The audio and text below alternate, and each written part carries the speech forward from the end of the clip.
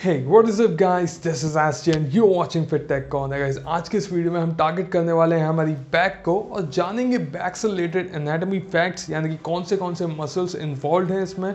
Even अगर आप postures को करेक्ट करना चाहते हैं तो आप इस वीडियो को एंड तक ज़रूर देखिए। लास्ट में मैं कुछ फैक्ट्स एंड टिप्स बताऊंगा जो आपकी बैक बिल्डिंग के लिए काफ़ी ज़्यादा प्रॉमिसिंग होगा। वीडियो के एंड में हम बात करेंगे कुछ ऐसे फैक्ट्स एंड टिप्स को लेके जो आपकी बैक बिल्डिंग को काफ़ी ज़्यादा मैसिव एंड एस्थेटिकल बना देगा। सो गाइस एंड तक ज़रूर देखिए वीडियो, क्योंकि ये वीडियो उन लोगों के लिए भी है जिन लोगों की बैक अब ग्रो नहीं कर रही है और एक जगह पर स्टक हो चुकी है। सो आप इस पूरी वीडियो से अपनी नॉलेज गेन कर सकते हैं, इवन आप अपनी बैक को बहुत मैसिवली ग्रो कर सकते हैं। So without any further do let's get start.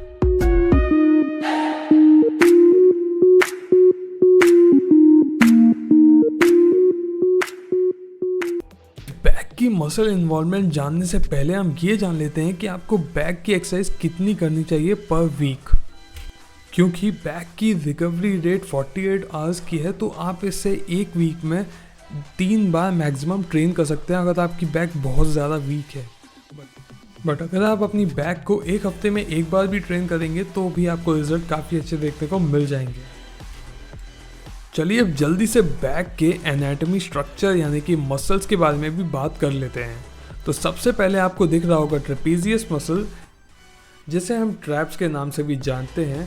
Trap 3 part में डिवाइडेड है, अपर ट्रैप, लोअर ट्रैप और मिडिल ट्रैप, जिसमें से अपर ट्रैप आप एलिवेशन मूवमेंट्स के द्वारा ट्रेन कर सकते हैं, whereas middle trap and lower trap आप रिट्रैक्शन मूवमेंट्स के साथ ट्रेन कर सकते हैं। देन आ जाता है डेल्टॉइड। डेल्टॉइड शोल्डर का पार्ट है और इसके लिए मैंने डेडिकेटेड वीडियो बनाया हुआ है, जिसका लिंक मैं आपको आई बटन में दे दूंगा। अब वहाँ पे जाके चेकआउट कर सकते हैं। डेडिकेटेड शोल्डर वर्कआउट रूटीन है, आप उसको फॉलो कर सकते हैं। देन नेक्स्ट अगर मैं बात करूँ तो वो है लेटिस्मस डॉर्सी, यानी कि हम लैट्स के नाम से भी इसको जानते हैं। इस मसल का आपके जो विड्थ है उसमें बहुत इन्वॉल्वमेंट होता है। जिसके भी वीक लैट्स होंगे उनका लोअर बैक उतना ज़्यादा स्ट्रांग नहीं होता है, ऑल्सो उनका जो विड्थ है वो भी ज़्यादा वाइड नहीं हो पाती है। तो आप भी चाहते हैं एक परफेक्ट वी टेपर बॉडी, तो उसके लिए आपको लैट्स को काफ़ी अच्छे से ट्रेन करना होगा और प्रॉपर स्ट्रेच के साथ माइंड मसल कनेक्शन बनाना बहुत ज़रूरी है। नेक्स्ट मसल की मैं बात करूं तो वो है teres minor, teres major, rhomboideus major और रोम्बोइडियस माइनर, जिसमें से रोम्बोइडियस मसल्स का जो मेन टारगेट होता है वो होता है आपकी थिकनेस पर, वेयर एज जो टेरिस माइनर, टेरिस मेजर हैं या फिर इंफ्रास्पिनेटस है या सुप्रास्पिनेटस है, इनका काम होता है आपकी बैक को विड्थ प्रोवाइड करना, यानी आप कितने ब्रॉड दिखेंगे वो इस पे डिपेंड करेगा। सो इस वीडियो में मैं कंप्लीट एनाटॉमी पे नहीं जा सकता हूँ, क्योंकि बैक में बहुत ही ज़्यादा छोटी छोटी और बहुत ही ज़्यादा कॉम्प्लिकेटेड और भी ज़्यादा मसल्स होती हैं। But on a broader perspective जब आप इन मसल्स पे काम करेंगे तो वो भी उन्हीं के साथ डेवलप होती जाएंगी।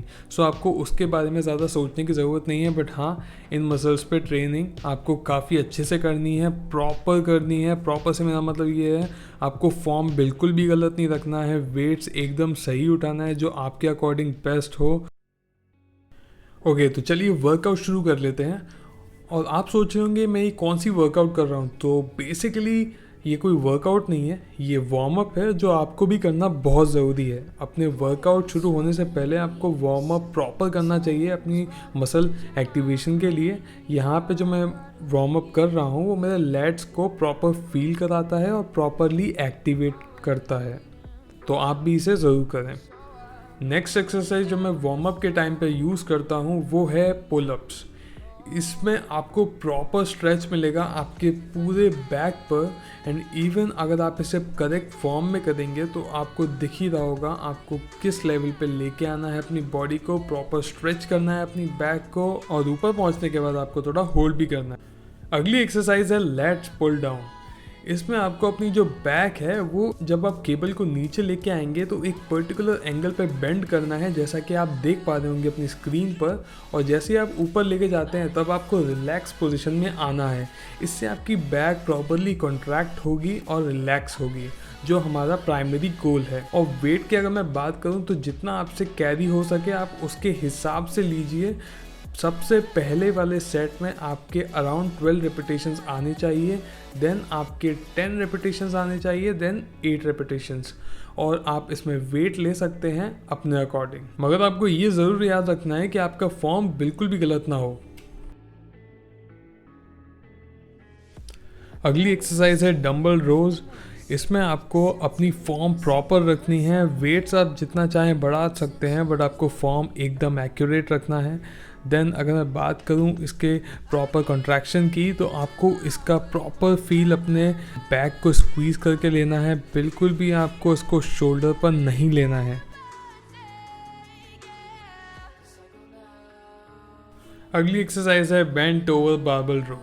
इसकी प्रॉपर फंक्शनैलिटी के लिए आपको हमेशा याद रखना है कि आपको जो बारबेल होगी वो आपके शिन के यानी कि आपके लेग के बिल्कुल पास होगी। जब से आप शुरू करेंगे बैक आपकी आर्च होगी एक प्रॉपर फॉर्म में, एंड देन आप उसको अपने लेग्स के जितना क्लोज हो सकता है उसको उतना क्लोज रखेंगे। वेट्स इसमें आप जितना हैवी चाहें लगाएं, बट आपको प्रॉपर सेट्स करने हैं। बिल्कुल भी स्क्वीज़ करने के लिए चीट नहीं करना है।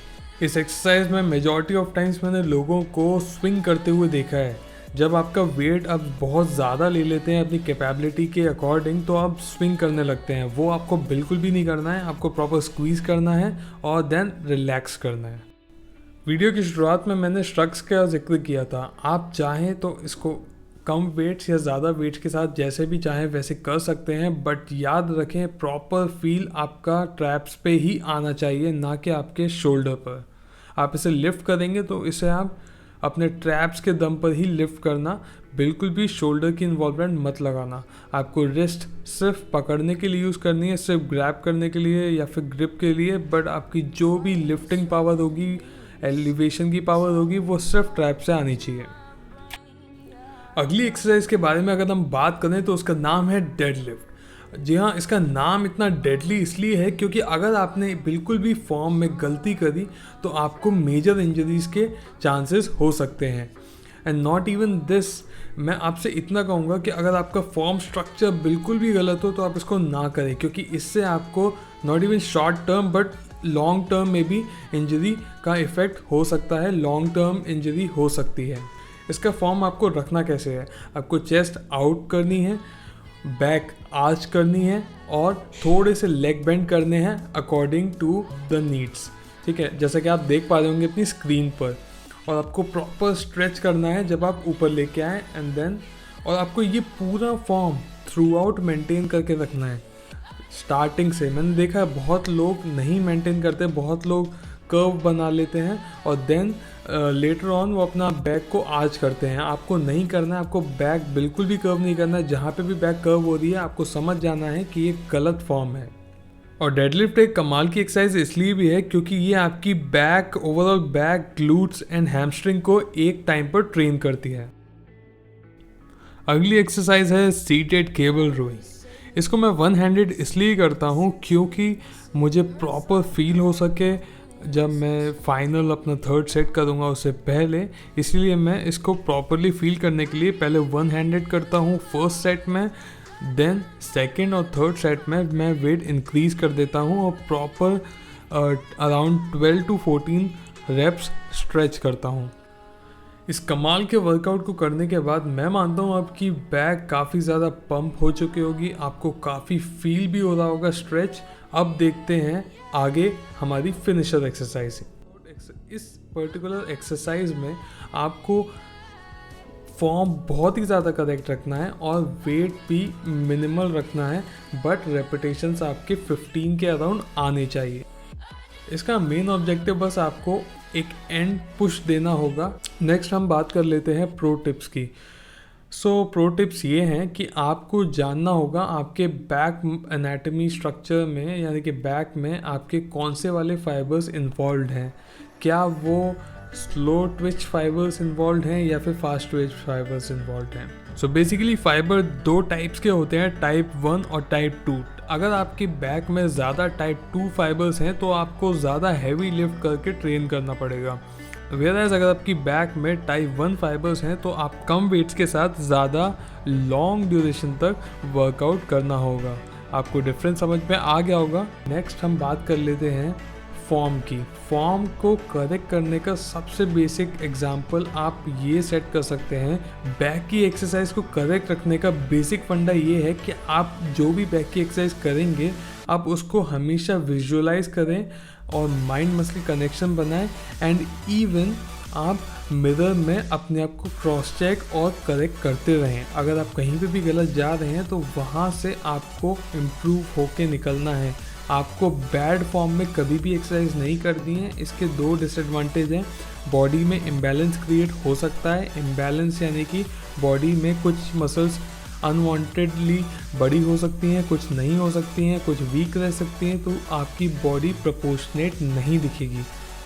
नेक्स्ट अगर मैं बात करूँ इन बिटवीन सेट्स रेस्ट की, तो आपको 30 सेकेंड्स के अराउंड ही रेस्ट लेना है, ज़्यादा भी नहीं लेना है, नहीं तो आपके मसल रिलैक्स मोड में चली जाएंगे। वेयरएज़ अगर मैं बात करूँ मसल रिकवरी की, तो 48 आवर्स बैक मसल्स को रिकवर होने में लग जाते हैं। आखिरी प्रो टिप यही है कि कभी भी ईगो लिफ्टिंग मत करिए।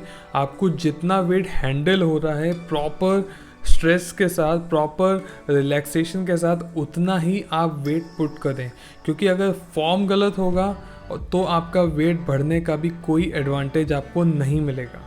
Keep focus on your workout, stay healthy, stay fit.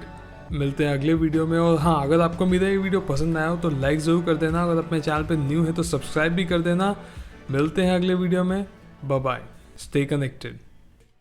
अगर आपके मन में कोई भी क्वेरी हो आप मुझसे पूछ सकते हैं कमेंट सेक्शन में। दोस्तों, अगर आपको मेरा ये वीडियो पसंद आया हो तो लाइक ज़रूर कर देना, और अगर आप मेरे चैनल पे न्यू हो तो सब्सक्राइब भी कर देना।